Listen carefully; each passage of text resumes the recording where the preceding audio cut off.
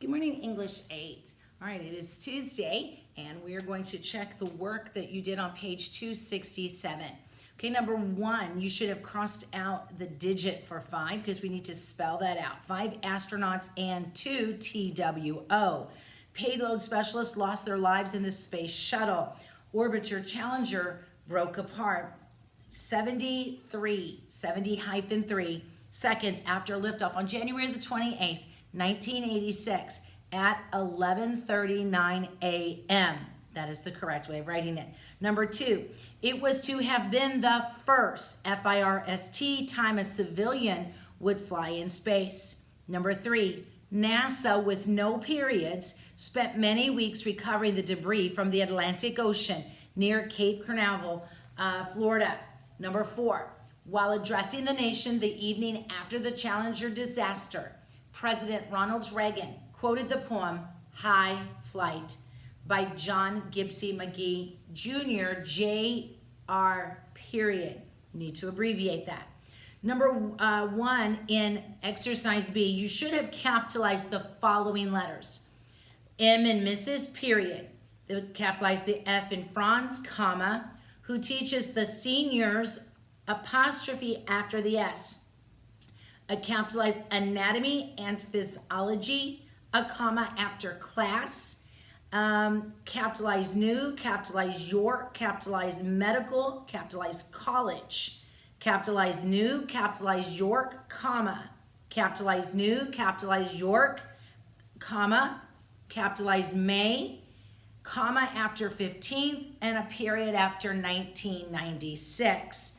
Number 2, capitalized Mr., period. Capitalized Gorley brought a used capitalized Buick sedan in capitalized June, period.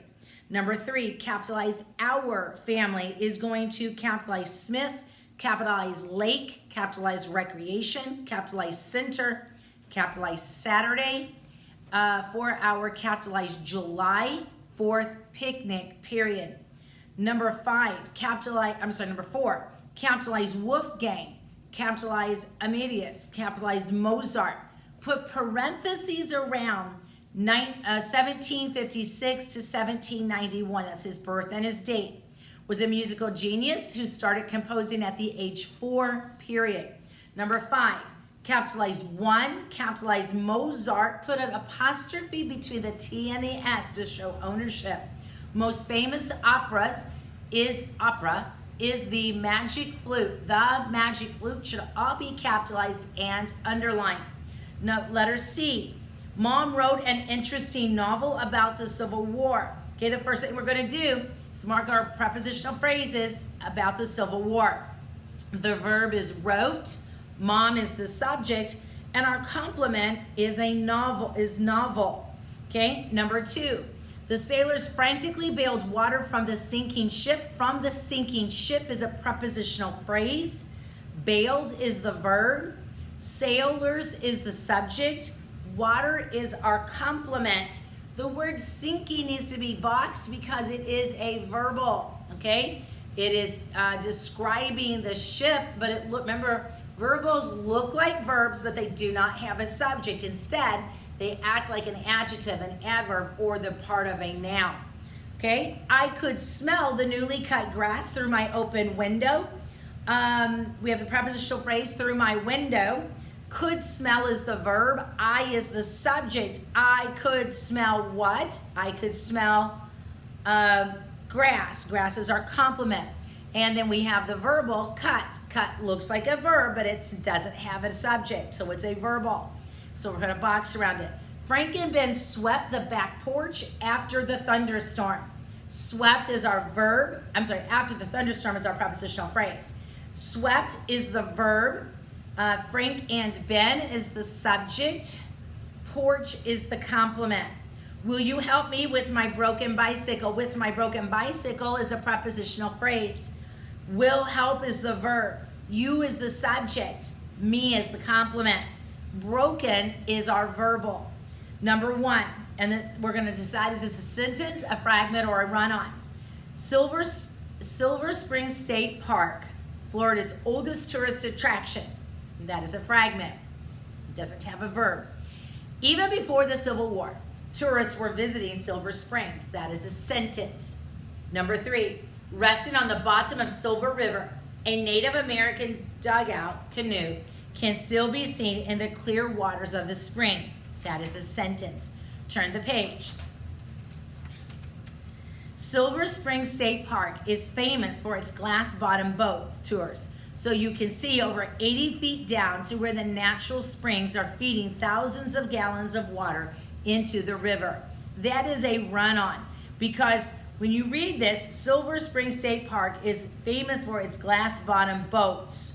One can see over 80 feet down to where the natural springs are feeding thousands of gallons of water into the river. Okay? We have 2 independent clauses there. They have to be separated either by a semicolon or joined with a comma and a conjunction. Number 5, glass bottom boat tours, I can't say that, began in the 1870s. They continue today. That is a run-on. Glass bottom boat tours began in the 1870s. That is an independent clause. They continue to today. That is an independent clause. So I have 2 sentences that are not joined together properly, so that is a run-on. Exercise E and exercise F. You're going to do them online. The reason I'm having you do them online is you're going to do them in your book. You've inputted the answers. Hopefully you've already done some of these.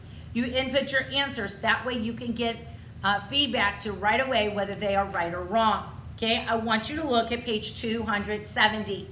Page 270. You have a section like this on your test, on your final, so we want to make sure that you remember it, that you've thought about it, okay? It's about verbals, okay? It's about phrases and recognizing them. Now, prepositional phrases, not a problem. You recognize them easily because you've used them so much this year, okay? But then you also have a participle. A participle phrase, remember, it's always going to act like an adjective. And how am I going to find a participle? Well, a participle is going to end in an ing, an ed, a d, an en, or a t. It looks like a verb, but it's acting like an adjective, okay? We just saw one a second ago back when we were going over our answers on page 267. The sailors frantically bailed water from the sinking ship. Sinking can be a verb, but in this case, it ends in ing and it's describing a ship, so it is a participle. Now, sometimes you see an ing word and it's acting like the noun. For example, the first one popped in my mind was skiing, S-K-I-I-N-G, skiing. All right, I can say we went skiing. Okay, that's the action. Okay, what did we do? Okay, now, but if I say skiing is one of my favorite things to do, now skiing is the subject of my sentence, okay? And it is, since it's the subject of our sentence and it looks like it ends in ing, it looks like a verb, that is a gerund used as the subject of the sentence. If I say they went skiing, went is the verb, they is the subject, they went skiing. Skiing is the what? Okay?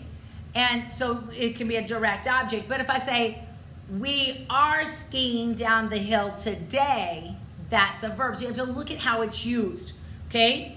A gerund's always going to act as a noun. So it's going to be a subject, a direct object, an indirect object, the object of a preposition. Whereas a participle is going to be an adjective, okay? It's going to be describing something.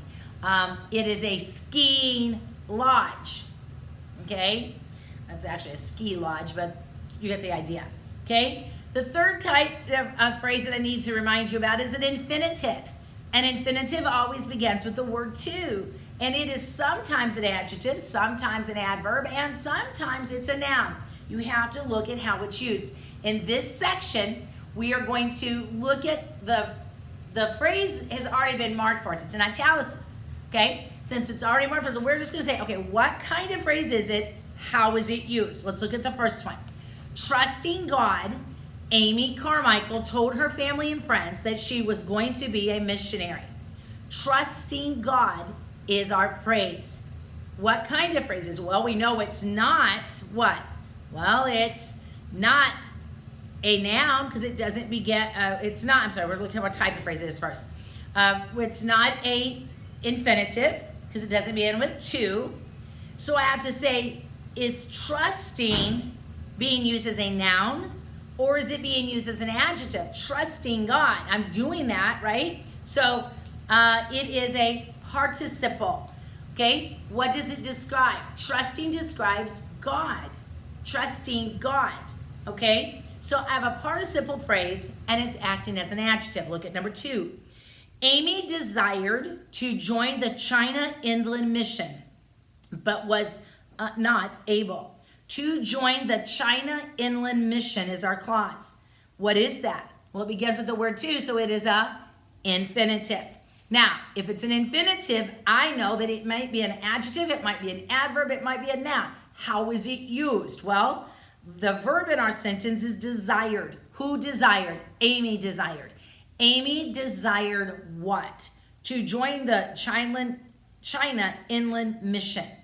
So, to join the China Inland Mission is the what? It's the direct object, so it is a noun. So this is an infinitive used as a noun. Number 3, a year later when she was only 18, she sailed for Japan where she served for 2 years. For Japan is a prepositional phrase. How is it used? What does for Japan describe? It describes sailed. She sailed where? For Japan. Okay, so it is an adverb because it answers the question where. After spending a year back in England, Amy again sailed away from her homeland, never to return. Okay, spending a year back in England. Okay, what is that? Well, we have the word after spending a year back in England. It is the what? It's the object of the preposition. So it is a gerund working as a noun.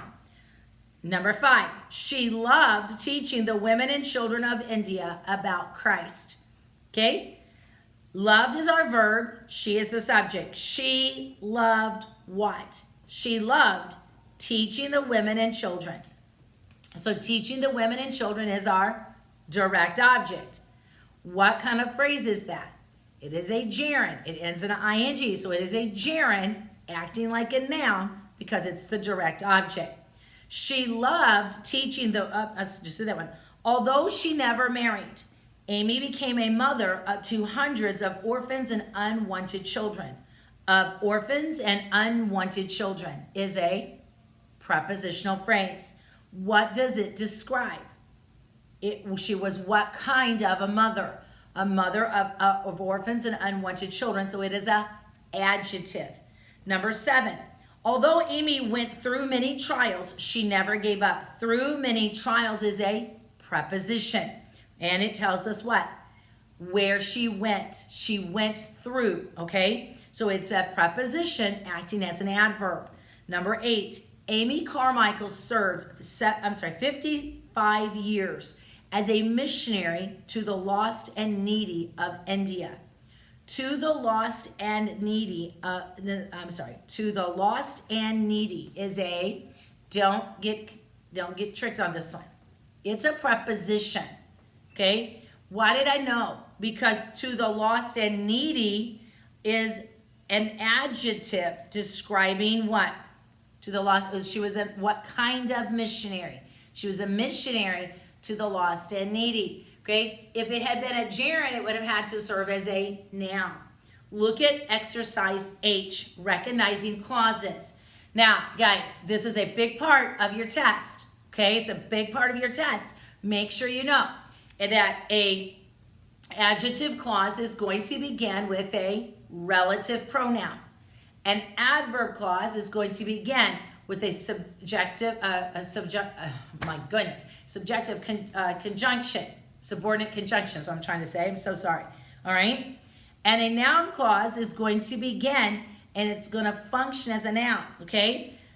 There are many words and phrases in the English language that are misused and misspoken. that are misused and misspoken, okay? That begins with the word that. So I know that it is what? It is not going to be a adverb, okay? Now, let's continue looking at this. How is it used? It's an adjective describing the language, okay? If you leave a legacy behind, make sure it is a famous one and not an infamous one. In other words, leave one of good and not evil. Hitler is infamous. Al Capone is infamous. They're famous, but they're famous for bad reasons. Don't do that, okay? If you leave a legacy behind, that is a adverb clause, okay? Next, number 3. Remember that you want an extra shot of espresso, not espresso, in your coffee, okay? That you want an extra shot of espresso, okay? What is that? Okay, well, remember what? You remember what? That you want an extra shot of espresso. So what is that? You remember what makes it a direct object, so that is a noun clause. Okay? Number 4, unless you really are talking about a lizard, you want to start right from the get-go, not from the get-go. Okay? What it is, unless you are really talking about a lizard. Unless is a subordinate conjunction, so that tells me automatically this is an adverb clause. The criminal will be hanged if convicted of his crimes, but the picture will be hung over the mantle. If convicted of his crimes begins with a subordinating conjunction, so it is a adverb clause. Regardless of what popular belief says. Irregardless is not a word and should not be substituted for the word regardless. Okay? What popular belief what popular belief says. What is that? What popular belief says is the object of the preposition of. So it is a noun clause. Okay? Let's look at the next page. I want you to look at page 271. Do exercise I, and then turn on part 2.